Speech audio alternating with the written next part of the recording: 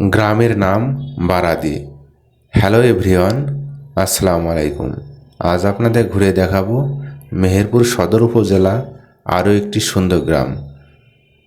এই ভিডিওতে গ্রামের ভিতরে কোনো অংশ দেখানো হবে না, রাস্তার পাশ দিয়ে বারাদি বাজারের কিছু চিত্র আপনাদের মাঝে তুলে ধরব।